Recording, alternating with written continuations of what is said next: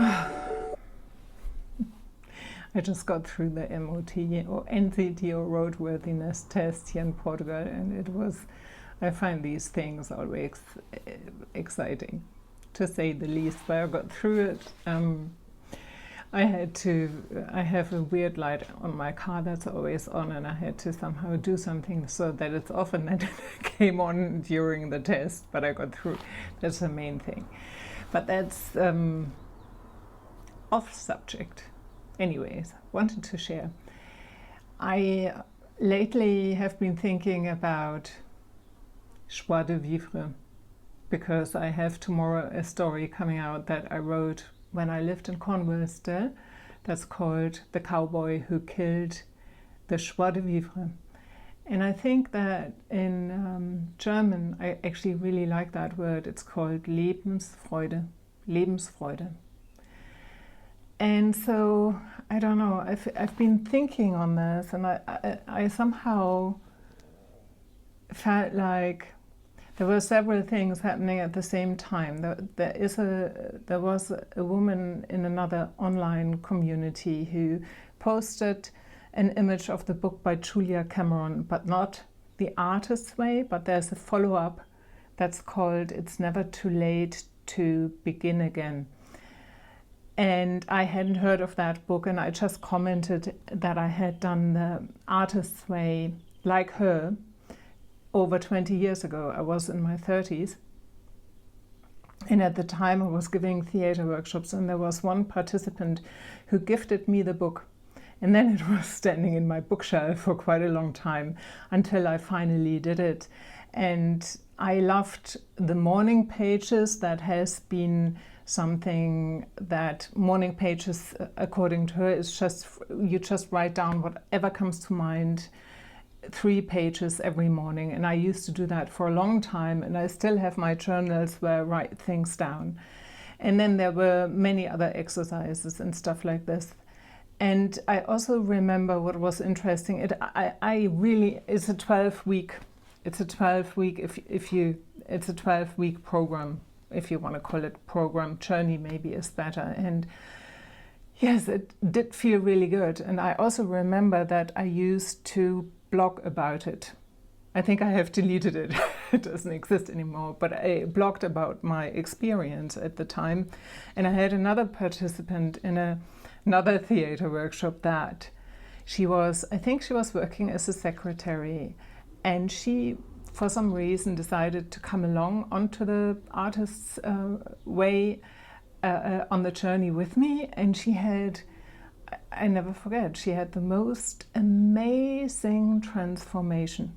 It was incredible. She became this really great artist. You know, it was as if everything of that which had been hidden all of a sudden exploded. And so, yes, it was kind of amazing to witness that as well. So that was in my 30s. I was still in Hamburg, and I think in that phase, I don't know exactly when, I also got diagnosed with but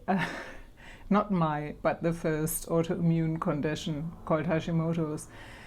And then still in my 30s, late 30s, I decided to leave Hamburg and to travel to Cornwall. You will understand in a minute why I'm actually sharing all of this. Hopefully you will understand, and how it links back to Lebensfreude or joie de vivre.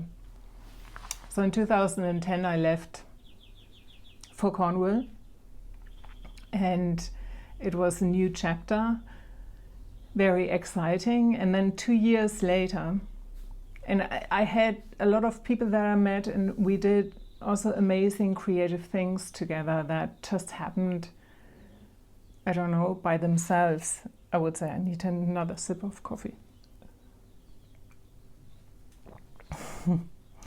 But yes, we did a theater show, and I did some films with Caro, who was my landlady at the time, also a great artist. And then in 2012, so 2 years later, my symptoms that got so much worse that I couldn't ignore the whole thing anymore, and that catapulted me on a now over 15-year-long journey, on healing journey, I guess, or trying to heal journey, however you want to call it.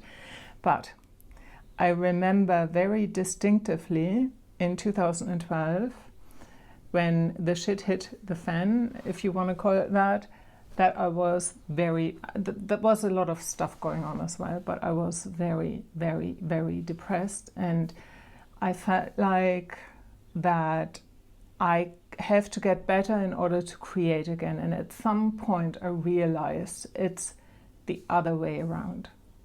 I need to create to feel better. And that, once I had realized that, that stuck with me. And throughout all these years and throughout all these trials and tribulations of drama situations, other people's drama situations I got pulled in, or housing crises and having to move, the one thing that got me through a lot of things was my creativity. It kind of became this stability, I guess, or it was the one thing, and maybe that sounds sad in kind of a way, it was the one thing I felt at times, the only one thing I could really rely on. You know, I could take a piece of paper and write something down, how I was really feeling, because I didn't know who I could talk to. So I've come to the realization, I don't think it's a bad thing at all, but that my creativity has become like a survival tool, you know, to get through these roller coaster symptoms, to get through isolation, to get through a lot of stuff, because it kind of really does make me feel better, and it kind of enables me to still feel like I have still something to share, or I still have some kind of a purpose, because often I feel like I'm outside of society. Which reminds me that I think as artists, we often do feel that anyway, which can be a huge advantage, because then we have different perspective. But when you have that, and then you're dealing with several chronic illnesses, it kind of makes you feel even more outside of life.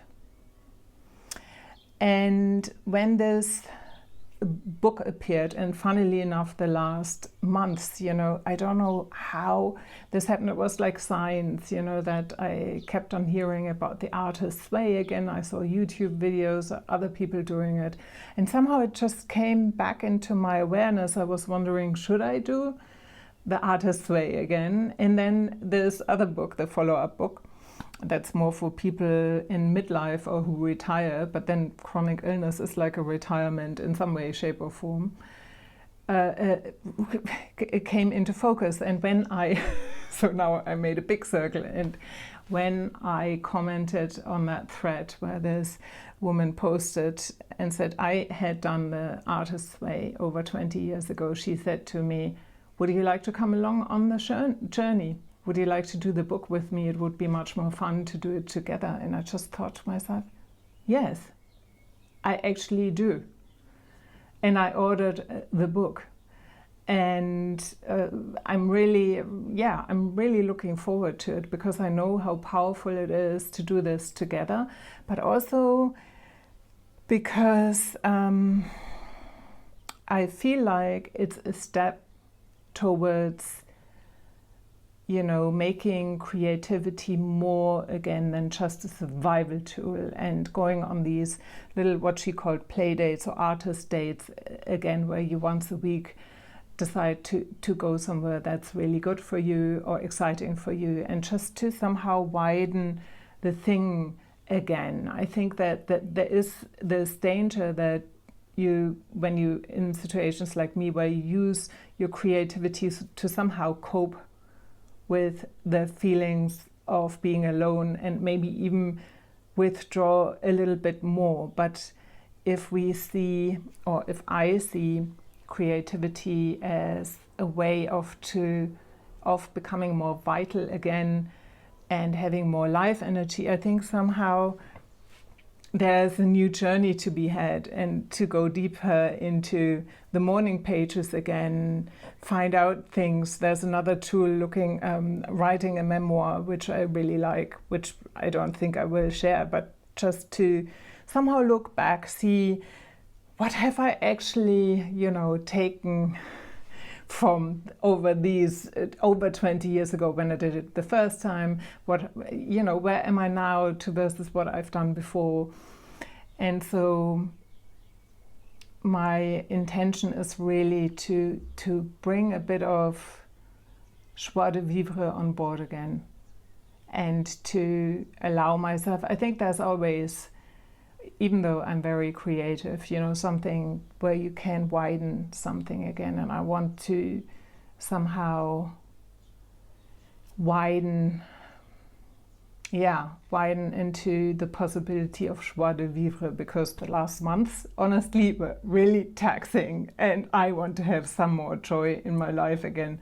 And not only the kind of joy when I'm sitting there and drawing. So I think at best for me, creativity is something that seeps through all of your life, and it is more, more than just a coping strategy. But having said that, I still think it's a great way of dealing with things, especially when you're going through hard stuff, and especially when you maybe, without any fault of your own, don't have the emotional support you would like to have. So I think it's nothing wrong with that. I just want to widen it out a little bit more again.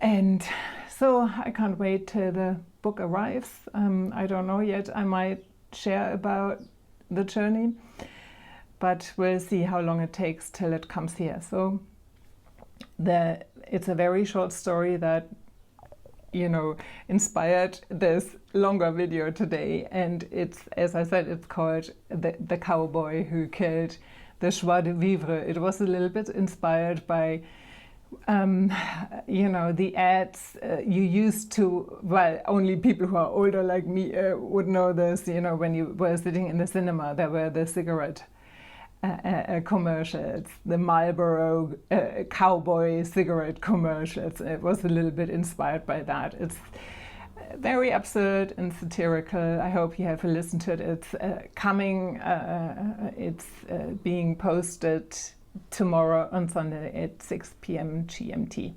And you might have noticed that you even can watch it on YouTube now. But I will also put a link in the description to iTunes, I guess, yeah. And I attached a tiny snippet of the story. So that's it. And the German word was Lebensfreude. And I wish that for you. So here we go. Your creative rebel, Anja.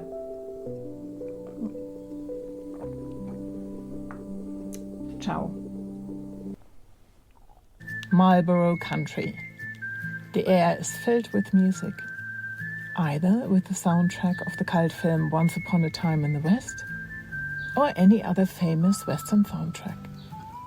Ding da ding da ding da ding, yeah! Ding da ding da ding da ding. Cowboys die. They die of lung cancer if they live long enough. One way or another, they die. They bury their mates while killing someone else.